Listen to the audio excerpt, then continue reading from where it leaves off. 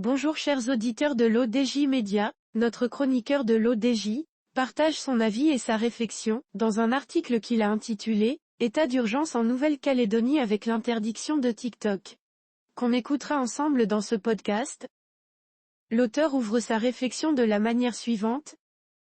La Nouvelle-Calédonie, territoire français d'outre-mer, fait face à une crise sans précédent ayant conduit à la déclaration de l'état d'urgence. L'armée a été déployée pour sécuriser les ports et l'aéroport, une mesure habituelle dans ce type de situation. L'interdiction de TikTok, une mesure inédite toutefois, une nouveauté notable a émergé, l'interdiction de l'application TikTok, TikTok et seulement TikTok. Sur tout le territoire. Cette décision soulève des questions sur l'impact des réseaux sociaux en période de crise. Depuis plusieurs semaines, la Nouvelle-Calédonie est en proie à des troubles sociaux et politiques. Des manifestations ont éclaté, alimentées par des revendications économiques et identitaires.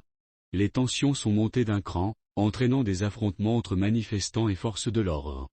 Devant l'escalade de la violence, les autorités locales ont demandé l'intervention de l'État français pour rétablir l'ordre. Le gouvernement central a répondu en déclarant l'état d'urgence et en envoyant des troupes militaires pour sécuriser les infrastructures critiques. Les ports et l'aéroport, considérés comme des points névralgiques pour l'approvisionnement et la mobilité, sont désormais sous surveillance militaire. Cette mesure vise à garantir la continuité des services essentiels et à prévenir toute tentative de sabotage. En plus des mesures de sécurisation habituelles, les autorités ont pris une décision inédite, interdire l'utilisation de TikTok sur tout le territoire calédonien. Cette application, extrêmement populaire chez les jeunes, est accusée de contribuer à la propagation des fausses informations et à l'incitation à la violence. Les autorités locales ont justifié cette interdiction en affirmant que TikTok avait été utilisé pour organiser des manifestations non autorisées et pour diffuser des vidéos incitant à la haine et à la violence. Dans le contexte actuel de tension, la propagation rapide de contenus incendiaires sur les réseaux sociaux peut exacerber la situation et compliquer les efforts de rétablissement de l'ordre public. La décision d'interdire TikTok a suscité des réactions mitigées. D'un côté, certains soutiennent cette mesure, estimant qu'elle est nécessaire pour calmer les esprits et éviter une escalade de la violence. Ils soulignent que les réseaux sociaux, bien que puissants outils de communication, peuvent devenir des plateformes de désinformation et de manipulation en période de crise. D'un autre côté, cette interdiction est perçue par certains comme une atteinte à la liberté d'expression. Des organisations de défense des droits de l'homme et des militants pour la liberté numérique ont critiqué cette décision, arguant qu'elle constitue une censure injustifiée. Ils appellent les autorités à trouver un équilibre entre la sécurité publique et le respect des libertés individuelles.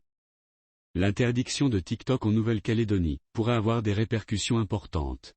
D'une part, elle pourrait servir de précédent pour d'autres gouvernements confrontés à des situations similaires. La question de la régulation des réseaux sociaux en période de crise est un débat global, et la décision calédonienne pourrait influencer les politiques ailleurs dans le monde. D'autre part, cette mesure pourrait affecter la perception des jeunes vis-à-vis des autorités.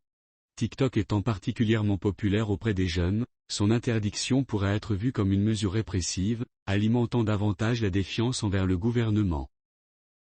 L'auteur conclut son article en ces mots. L'état d'urgence en Nouvelle-Calédonie et l'interdiction de TikTok constituent un tournant dans la gestion des crises modernes. Si la sécurisation des infrastructures critiques par l'armée est une mesure classique, l'interdiction d'une application de réseau social, comme TikTok est une nouveauté, qui reflète les défis posés par la technologie en période de trouble. La situation en Nouvelle-Calédonie continuera d'être surveillée de près, tant pour ses implications locales, que pour son impact potentiel sur les politiques globales de gestion des réseaux sociaux en temps de crise. C'est tout pour aujourd'hui sur R212. On se dit au prochain podcast de nos chroniqueurs de l'ODJ, restez à l'écoute pour plus d'actualités. Et merci de nous avoir écoutés, à très bientôt.